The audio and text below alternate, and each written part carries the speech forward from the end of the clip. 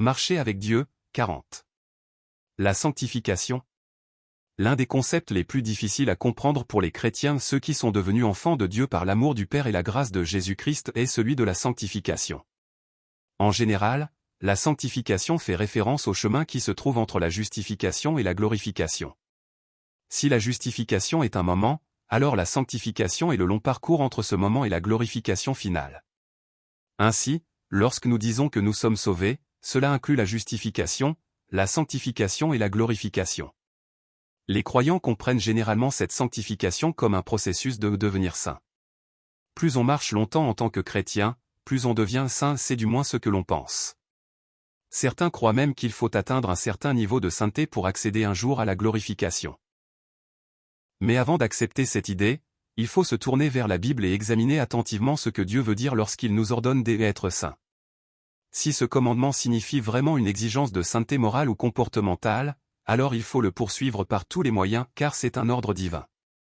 Mais ce que dit réellement la Bible au sujet de la sanctification est bien différent de ce que nous supposons souvent. Approchons-nous de cette vérité paradoxale. Soyez saints, car je suis saint. Dieu a déclaré que les Israélites étaient « mon peuple ». Il les a fait sortir dans le désert pour les conduire jusqu'en Canaan, et là, il a proclamé « Soyez saints. Je suis l'Éternel, votre Dieu. Vous vous sanctifierez et vous serez saints, car je suis saint. Vous ne vous rendrez pas impurs par aucun reptile qui rampe sur la terre. Je suis l'Éternel, qui vous ai fait monter du pays d'Égypte pour être votre Dieu, vous serez donc saints, car je suis saint. » Lorsque Dieu a appelé Israël à sortir d'Égypte, lorsqu'il les a conduits dans le désert puis vers Canaan, le sujet de chaque action était toujours Dieu lui-même. Il n'a jamais demandé le consentement d'Israël. Il l'a déclaré, et il l'a accompli lui-même. L'appel à la sainteté est le même. Dieu ne les a pas appelés à être saints parce qu'ils l'étaient déjà, ni même parce qu'ils en étaient capables. Cela n'avait rien à voir avec leur niveau spirituel ou leur aptitude. Ils ne pouvaient pas, mais Dieu, lui, le pouvait certainement. Un peuple pour qui la sainteté était impossible. Le récit plus large de l'Écriture s'exprime à travers l'histoire d'Israël. Cela commence avec Abraham, et à travers le parcours de son petit-fils Jacob, nous voyons une version condensée du cheminement humain. Par le nouveau nom de Jacob, Israël, se révèle la véritable nature de l'humanité. Et c'est à cet Israël que Dieu ordonna la sainteté et dirigea leur histoire. Si le commandement de Dieu, « Soyez saints », devait être compris comme une quête de sainteté morale, alors la vie de Jacob et l'histoire d'Israël auraient dû être des parcours vers cette sainteté et une croissance en maturité et en sanctification au fil du temps. Mais l'histoire d'Israël a suivi un tout autre chemin.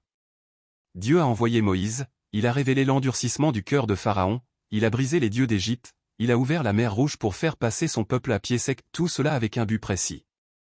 Dans le désert, il ne leur a pas donné ce qu'ils voulaient, mais uniquement ce dont ils avaient besoin pour continuer le chemin.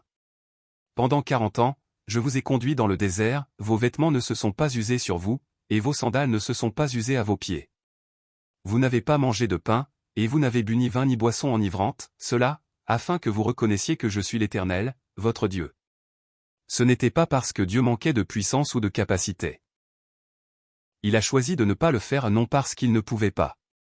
Il y a autre chose que Dieu a aussi choisi de ne pas faire tout au long de l'Ancien Testament, il n'a pas amené son peuple à vivre une vie sanctifiée. Il ne les a pas conduits dans une sainteté morale. Dans tout l'Ancien Testament, Israël a vécu dans la rébellion et la trahison. Du point de vue de Dieu, ils ont mené des vies qui rendaient la vraie sainteté impossible. C'est ce que l'Écriture nous dit. Depuis le jour où je les ai fait sortir d'Égypte jusqu'à ce jour, ils m'ont abandonné. Ils n'ont cessé de provoquer ma colère depuis le jour où leurs ancêtres sont sortis d'Égypte jusqu'à ce jour. Depuis le jour où vos ancêtres sont sortis d'Égypte jusqu'à ce jour, je vous ai envoyé, chaque jour et inlassablement, tous mes serviteurs les prophètes. Mais ils ne m'ont pas écouté, ils n'ont pas prêté attention. Tu as toujours été rebelle, tu n'as pas écouté ma voix. Les enfants d'Israël et les enfants de Juda n'ont fait, depuis leur jeunesse, que ce qui est mal à mes yeux. Ils se sont rebellés contre moi jusqu'à ce jour, eux et leur père. Toute leur méchanceté remonte à Gilgal. Tu as péché depuis les jours de Gibéa, Israël, et c'est là que tu es resté. Pourquoi Dieu a-t-il permis que la vie rebelle de son peuple, Israël, continue ainsi? Si la sainteté que Dieu a commandée consistait vraiment en une pureté morale ou une vie sanctifiée en constante amélioration, Dieu, le Tout-Puissant, n'aurait-il pas pu changer leur vie? Oui, il l'aurait pu. Dieu accomplira certainement ce qu'il a prévu. Dès le commencement j'annonce la fin, et longtemps d'avance ce qui n'est pas encore accompli, je dis, mon dessein subsistera, et j'exécuterai toute ma volonté. Ainsi, ce n'est pas que Dieu ne pouvait pas conduire Israël à la sanctification dans l'Ancien Testament, c'est qu'il ne l'a pas fait. Car exposer leur rébellion était, en réalité, le véritable chemin vers la sanctification. Le moment de la sainteté. Une lecture superficielle de l'Ancien Testament pourrait donner l'impression d'un échec divin. Mais il y a quelque chose que nous devons comprendre clairement, les humains sont liés par le temps, mais Dieu, lui, transcende le temps. Dieu n'a pas commencé l'histoire en réaction à des événements, mais avec la fin déjà établie. C'est une perspective essentielle. L'histoire humaine commence peut-être avec la création, mais l'histoire de Dieu ne commence pas là. Dieu, qui existe éternellement d'avant le commencement du temps jusqu'après sa fin, a commencé l'histoire depuis le sommet en avançant dans le temps pour rassembler un peuple digne de son royaume parfait. C'est ce que déclare la Bible. Ainsi, la rébellion et l'échec que l'on voit dans le récit de l'Ancien Testament ne sont pas une fin en soi, mais une partie d'un processus bien plus vaste. Quand Dieu a dit à son peuple, « Soyez saints », la génération qui a entendu ce commandement, celle de l'Exode, est morte dans le désert à cause de son incrédulité. Voilà pourquoi nous devons lire la Bible du début à la fin. L'histoire d'Israël, commencée avec Abraham, continue jusqu'au peuple d'Israël mentionné dans l'Apocalypse. C'est un voyage qui se déploie. Le moment où le peuple de Dieu devient véritablement saint n'est pas à la fin de 2 Rois, qui conclut le récit historique d'Israël. La vraie sainteté vient par l'Évangile, par Jésus-Christ, qui est venu habiter au milieu de son peuple par la puissance du Saint-Esprit. La sainteté ne résulte pas d'un effort humain ou d'un engagement personnel, mais du fait que le Dieu saint lui-même vient demeurer au milieu de son peuple. « Soyez saints, car je suis saint, dit-il, et lorsqu'ils demeurent en eux, ils peuvent être saints. » La véritable signification de la sanctification. À travers le témoignage de l'Écriture, nous découvrons que la sanctification, cette sainteté, n'est pas une question de performance morale. En réalité, la sanctification n'est pas le processus par lequel nous devenons meilleurs afin de nous rapprocher de Dieu. Jésus a sévèrement repris les pharisiens, ceux qui, après la chute du royaume du Nord face à la Syrie et du royaume du Sud face à Babylone, avaient cherché à observer la loi avec encore plus de zèle. Mais Jésus ne les a pas félicités. « Malheur à vous, scribes et pharisiens hypocrites. Vous nettoyez l'extérieur de la coupe et du plat, mais au-dedans ils sont pleins de rapacité et d'excès. Pharisiens aveugles. Nettoie d'abord l'intérieur de la coupe et du plat, afin que l'extérieur aussi devienne pur. Malheur à vous, scribes et pharisiens hypocrites. Vous ressemblez à des sépulcres blanchis, ils paraissent beaux au dehors, mais au-dedans ils sont pleins d'ossements de mort et de toute espèce d'impureté. Serpents, race de vipères. Comment échapperez-vous au jugement de la géhenne? Pourquoi Jésus les a-t-il repris aussi sévèrement? Parce que, même s'ils observaient extérieurement la loi, leur cœur restait rempli de péché. La loi qu'ils gardaient ne pouvait pas les rendre saints. Et ils étaient aveugles. Ce que Dieu cherchait à enseigner à son peuple à travers tout l'Ancien Testament, c'est l'impossibilité de la sainteté par leur propre force. Lorsque l'on reconnaît cette impossibilité, on est poussé à chercher l'aide et la grâce de Dieu. Mais les pharisiens étaient enfermés dans leurs comportements extérieurs et cela les éloignait encore plus de la véritable sanctification. Laissez-les, ce sont des aveugles qui conduisent des aveugles, si un aveugle conduit un autre aveugle, ils tomberont tous deux dans une fosse. C'est pourquoi les paroles de jugement de Jésus étaient justes. Le vrai Sauveur était venu, mais ils ne l'ont pas reconnu. Leurs propres œuvres les avaient aveuglés. La sanctification, selon l'Écriture, ne consiste pas à devenir une meilleure version de soi-même chaque jour.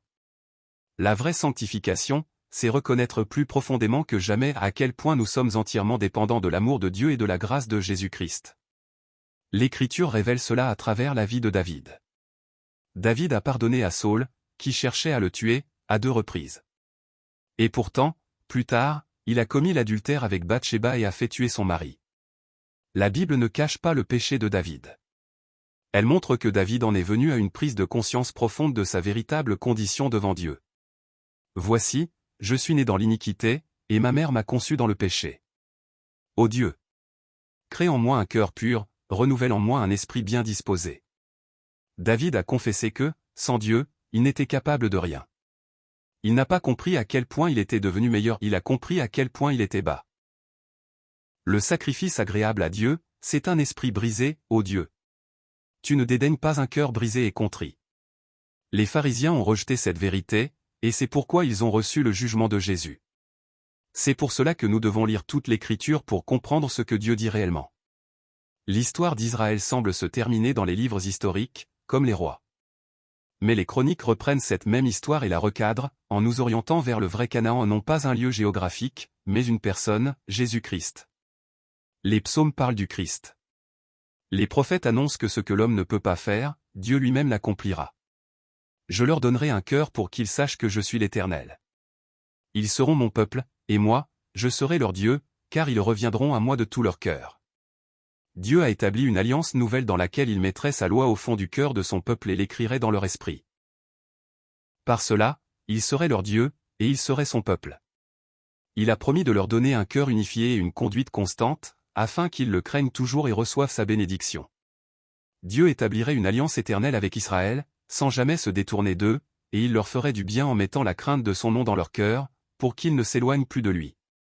Il a déclaré qu'il leur donnerait un cœur unique, un esprit nouveau, et un cœur de chair, pour qu'ils deviennent véritablement son peuple, et lui, leur Dieu. Il répandrait sur eux une eau pure, leur donnerait un cœur nouveau et un esprit nouveau, et remplacerait leur cœur endurci par un cœur de chair. Il mettrait son esprit en eux, et ils seraient son peuple, et lui serait leur Dieu. Dieu mettrait son esprit en Israël. Il les purifierait, et ils seraient son peuple, et lui serait leur Dieu. Il répandrait son esprit sur eux et ne cacherait plus jamais sa face.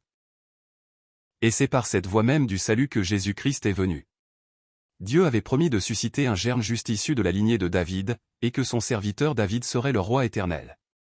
Ce fils accomplirait tout ce que le zèle de l'Éternel avait résolu, et il porterait la souffrance que le peuple rebelle de Dieu méritait. C'est cela, la vraie sanctification dont parle la Bible. C'est connaître Dieu, et se connaître soi-même. Ce n'est pas progresser ni mûrir par notre propre effort ou notre zèle. C'est plutôt reconnaître plus profondément la réalité immuable du péché en nous, chercher plus ardemment la grâce de Dieu, dépendre de la puissance du Saint-Esprit, et se réfugier en Jésus-Christ. La sanctification ne consiste pas à augmenter notre propre gloire, mais à diminuer nous-mêmes pour que l'amour de Dieu, la grâce de Jésus-Christ, et la puissance du Saint-Esprit puissent grandir. C'est pourquoi Paul n'allait pas vers les lieux d'élévation, mais vers les lieux d'humilité. Plus il devenait faible et petit, plus il découvrait la grandeur de Dieu. Et il m'a dit, « Ma grâce te suffit, car ma puissance s'accomplit dans la faiblesse. » Je me glorifierai donc bien plus volontiers de mes faiblesses, afin que la puissance de Christ repose sur moi. C'est pourquoi je me plais dans les faiblesses, dans les outrages, dans les détresses, dans les persécutions, dans les angoisses, pour Christ, car, quand je suis faible, c'est alors que je suis fort. C'est pourquoi Paul a pu dire cette exhortation. Ainsi donc, que celui qui croit être debout prenne garde de tomber. Nous devons être humbles. Nous ne devons pas être orgueilleux.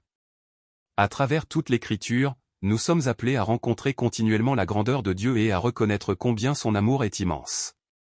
Et nous devons aussi parvenir à une conscience douloureuse de notre indignité et de notre impuissance. Ce n'est qu'ainsi que nous pourrons réellement saisir combien la grâce de Jésus-Christ est précieuse et puissante, lui qui nous relie à Dieu. La vraie sanctification ne consiste pas à renforcer nos capacités ou notre puissance. C'est plutôt nous abaisser. C'est gravé, encore et encore, cette réalité, nous sommes complètement incapables de vivre un seul instant sans la grâce de Dieu et nous devons courir et nous cacher en Jésus-Christ, lui seul qui est véritablement saint.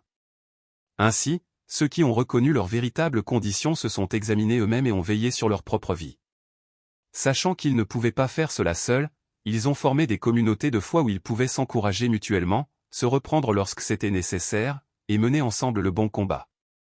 Ils ne faisaient pas cela pour devenir plus sanctifiés ou meilleurs que les autres, mais pour résister de toute leur force au déclin spirituel.